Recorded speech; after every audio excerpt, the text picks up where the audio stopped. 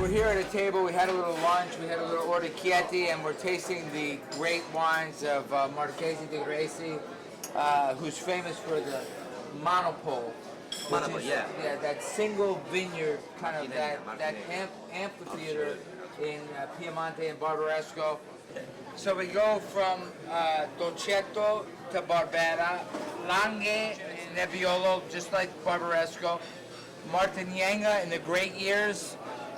Martinenga is just singly Martinenga in the great years. There's two single vineyards of Martinenga, Gaiun and Camp Gros.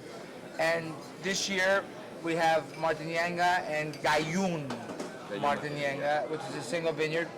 And these wines are special. I just wrote a book, 21 wines, and I chose Martinenga as one of my favorite wines because I was there. It's a time, it's a place, it's the wine, it's where I was. I tasted it, I drank it, I loved it.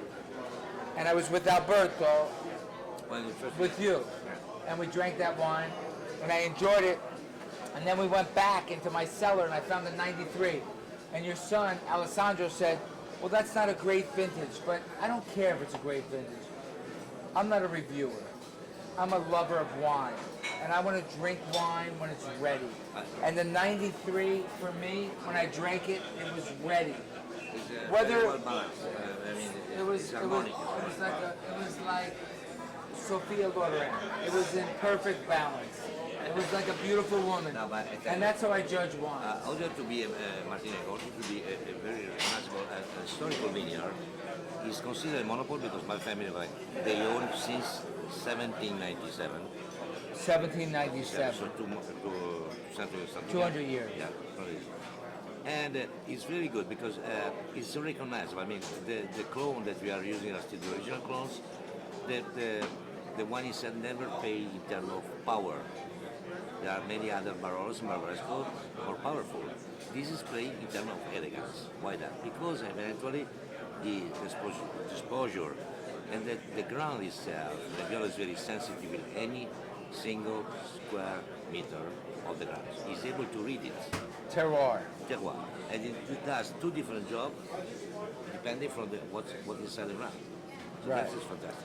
Martinenga is also considered like a monopol because in one family for such a long time, any other not called Martinenga as appellation. And then, it's something very magic. Magic because there is something in the ground and so that in the wine that you can recognize even for maybe 6 months you don't drink Martinenga. You have a glass of Martinenga.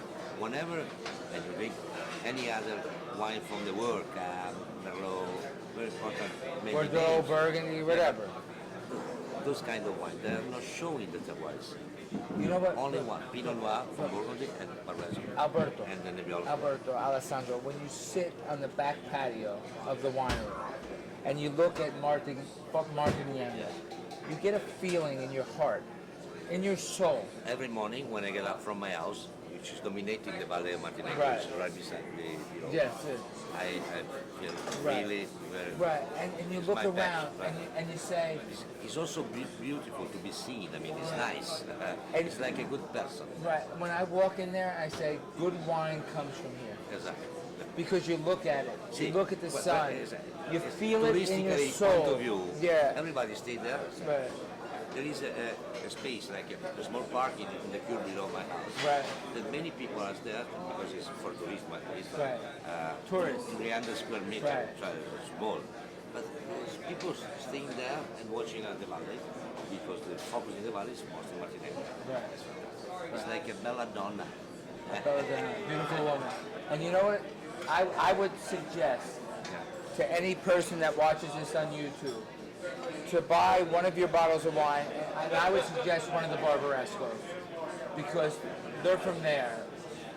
And that's the place where your winery is, that's where everything comes together. And there is the place where Barbaresco thrives. And if you're going to drink one of these bottles, we talked about, don't worry about the vintage. Buy a vintage that has some maturity. It doesn't have to be the best vintage. Open that bottle and you will find that the passion of you, your son, your family, your heritage, the terroir is in that glass And that's what is important. Next time in Barbaresco, come see Alberto, Alessandro, come to Marchesi di Gresy. Great Barbaresco, one of my favorites. Thank you for coming to see us today. And the thing is to go through the vintages in the back, so vertical vintage testing. Oh. I promise you. Oh, you're promising everybody that? That's good. Only 400,000 or 500,000 Americans will see this. You're gonna have a line at the door. Bravo, thank you. This is Vic Rallo. See us on YouTube. This is great wine. Make sure you check this out. Thank you.